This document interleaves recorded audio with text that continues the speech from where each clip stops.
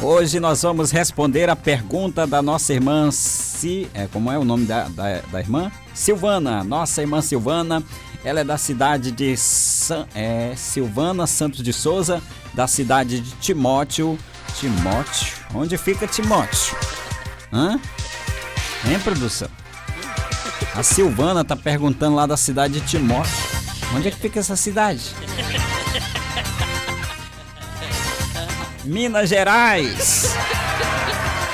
A Silvana tá perguntando lá da cidade de Timóteo, em Minas Gerais, e ela quer saber se é correto se encenar a crucificação de Jesus. O quê? Não acredito. Silvana quer saber se é correto se encenar, fazer aquelas, né, que as irmãs fazem, aquelas coisas.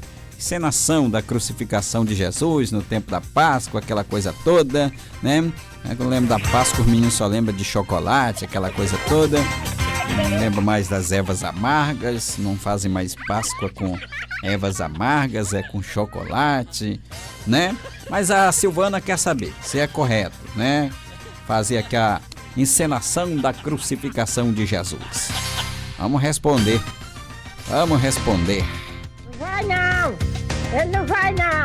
Eu vou sim. Vou responder sim. Se é pergunta quer saber. Ai. Silvana, é importante, Silvana, a gente compreender a encenação a partir do seu conceito. Trata-se de um conjunto de tudo, né? Enquanto se destine a obter um ambiente visual, ali aquele ambiente visual. Então, um ambiente visual necessário um desenvolvimento do assunto numa representação teatral. Ou seja, um conjunto de disposições organizadas para iludir alguém, não no sentido de mentir,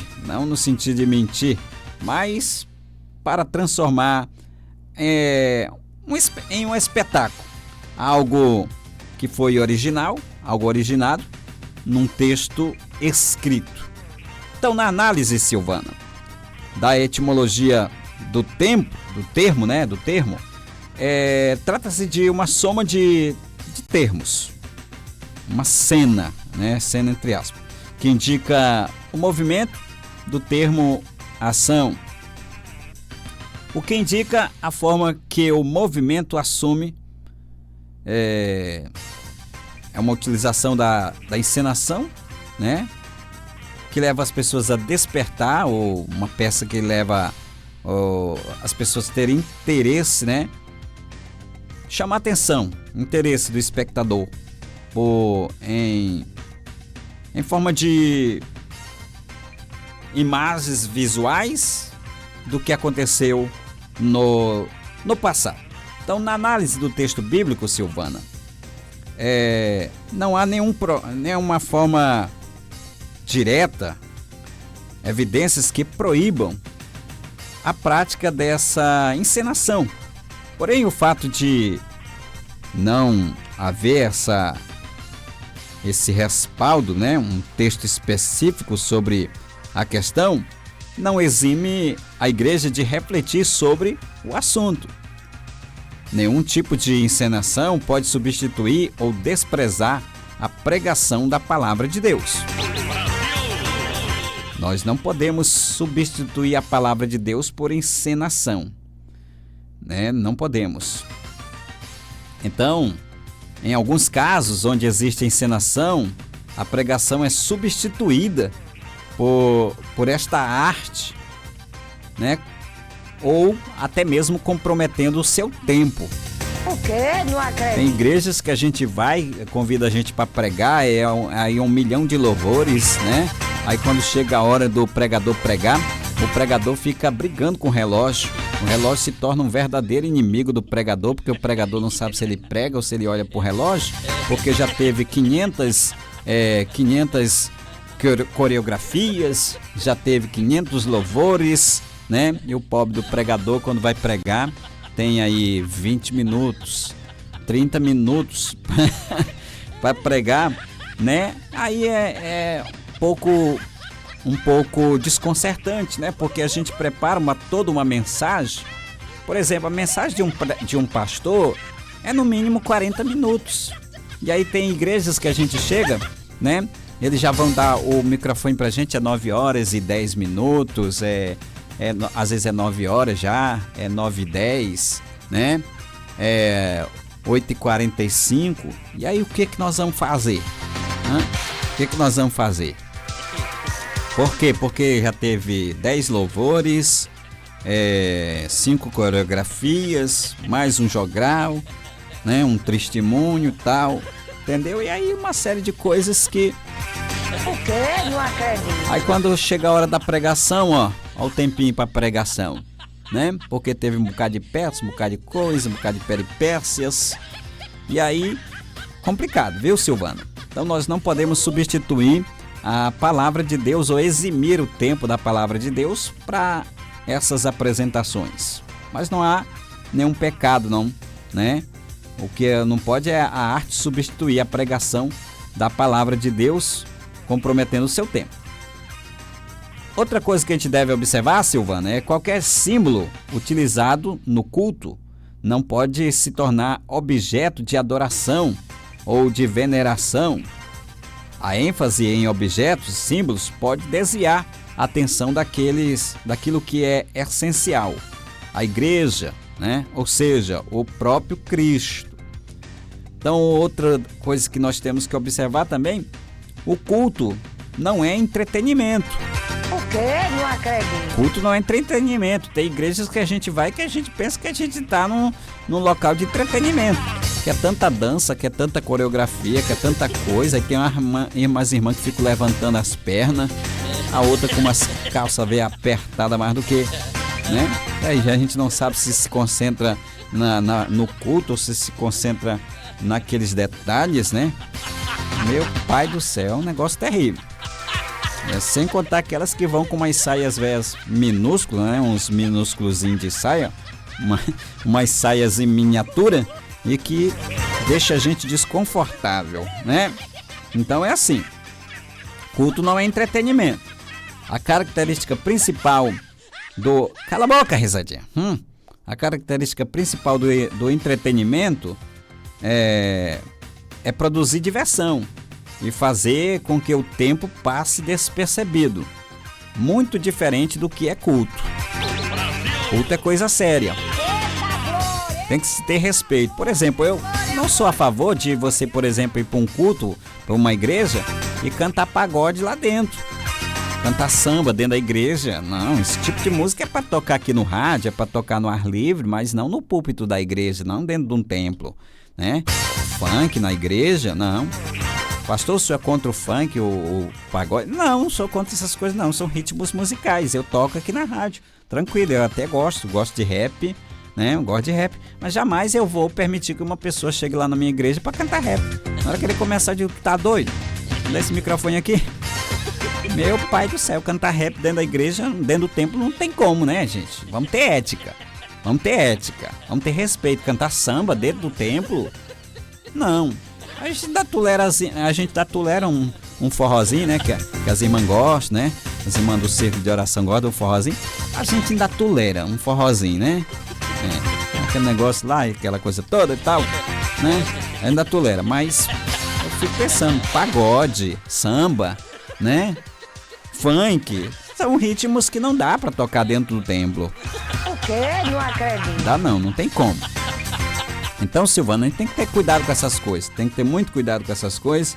As pessoas envolvidas numa encenação, elas devem ter testemunho cristão. Né? Por exemplo, uma irmã estava me contando que lá na igreja dela, é umas irmãs que não participam da oração.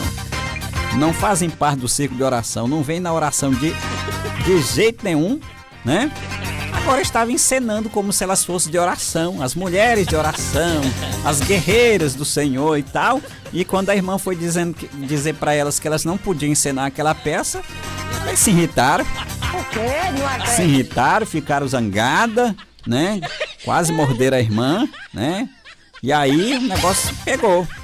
Mas a irmã tá certa. Ora, como é que essas pessoas não participam de oração, né, não fazem parte do círculo de oração, agora vem encenar uma peça como as guerreiras de oração, né? Aí quem olha vê aquelas irmãs tudo, eita, que as irmãs... E ela estava me dizendo que as irmãs eram novas, né? Irmãs novas e tal, aquela coisa toda, encenando como se elas fossem guerreiras de oração.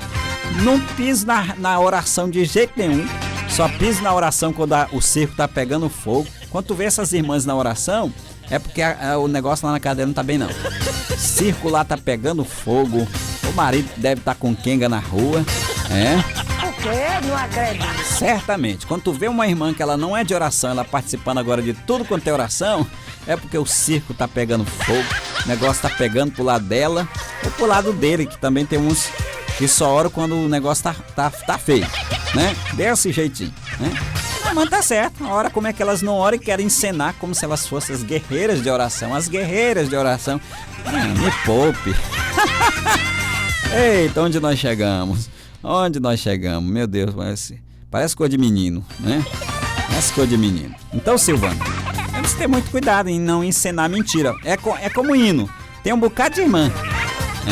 Tem um bocado de irmã cantando, eu quero trabalhar pro meu Senhor, né? Não faz nadinha na casa de Deus, nada, né? Quero trabalhar pro meu Senhor. Bando de mentiroso, bando de mentirosa. Vocês não deviam se envergonhar de cantar esses hinos. Vocês não podem cantar esses hinos. Vocês não podem cantar esses hinos. Vocês não fazem nada na casa de Deus. Como é que vocês vão cantar esses hinos, né? A Bíblia diz que nenhum mentiroso vai entrar no reino do céu. Nenhum mentiroso vai entrar no reino do céu. Então não cante mentira não, minha irmã. Tenha dó, pelo amor de Deus. Se tu não faz nada na casa de Deus, quando for cantar esses hinos, tranca tua boca, ó. Passa um ri na tua boca, né? E tranca tua boca para que tu não professe mentira, né? E quando te convidarem para encenar aí as mulheres guerreiras de oração, já que tu não ora, diga: não, irmão, não vou não. Eu não oro, né? Eu só oro quando o circo tá pegando fogo, né? Então eu não vou participar não. Você tá agindo correto. Você está sendo sincero, entendeu?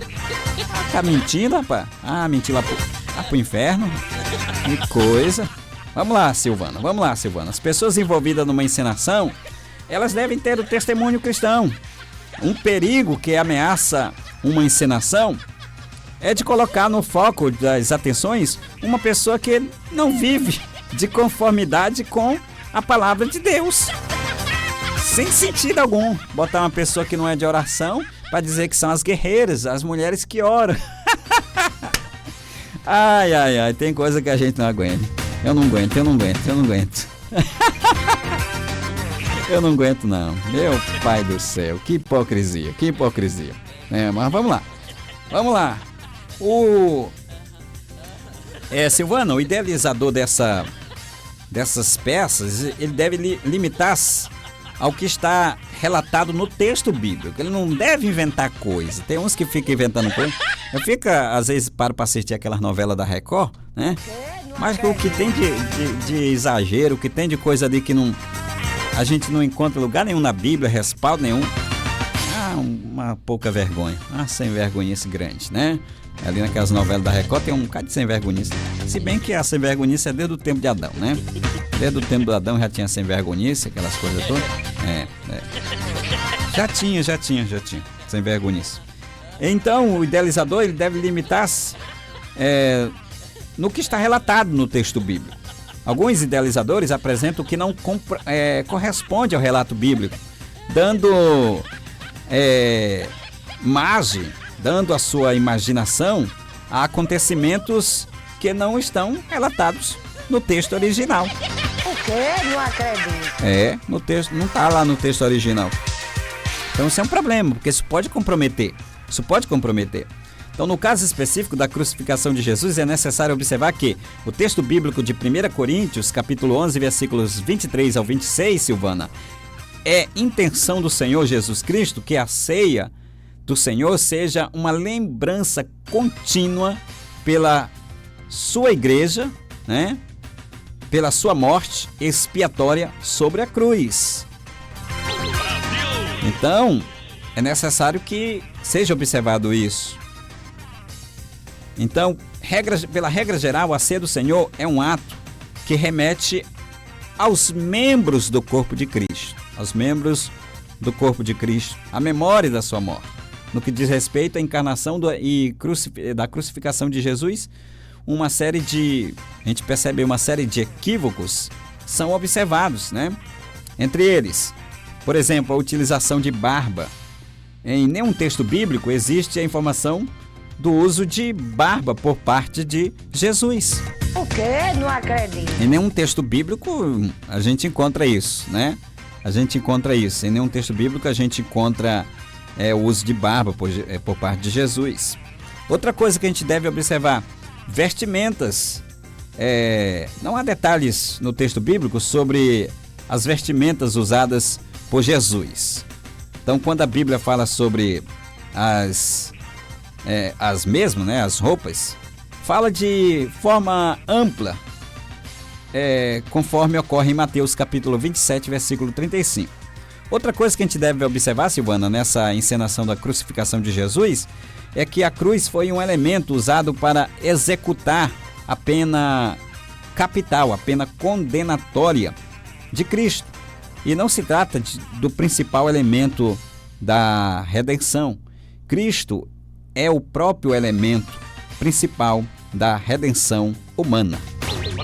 Cristo e não a cruz. A gente confunde as coisas, né? Outra coisa que a gente observa também, os cabelos longos.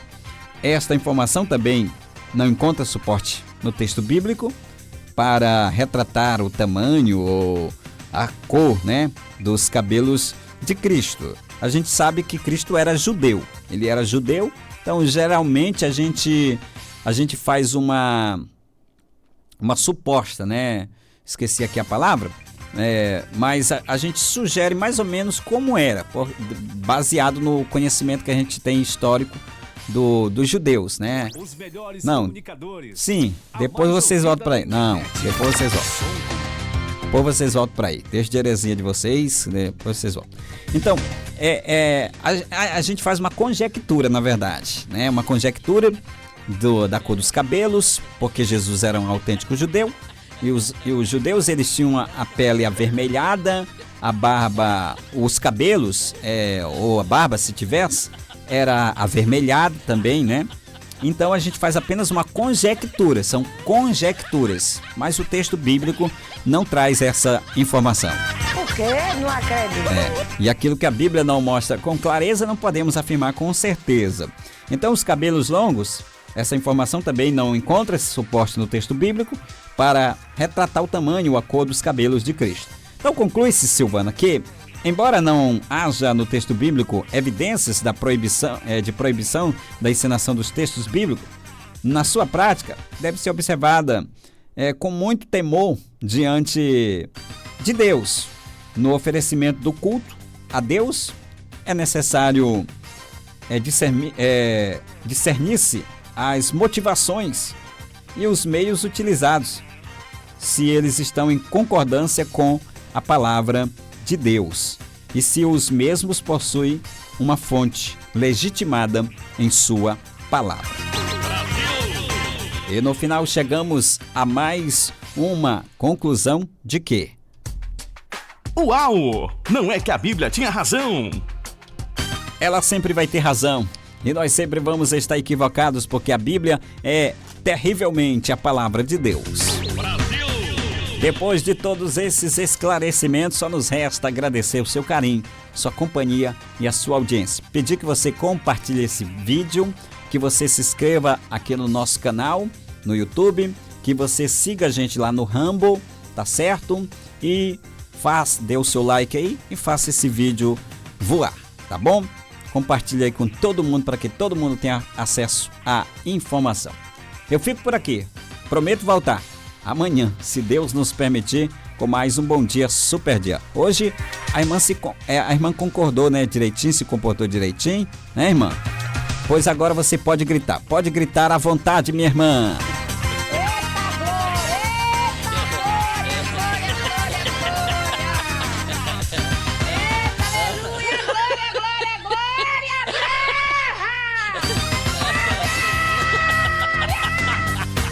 Depois de toda esta gritaria, eu vou me embora. Tchauzinho, fui!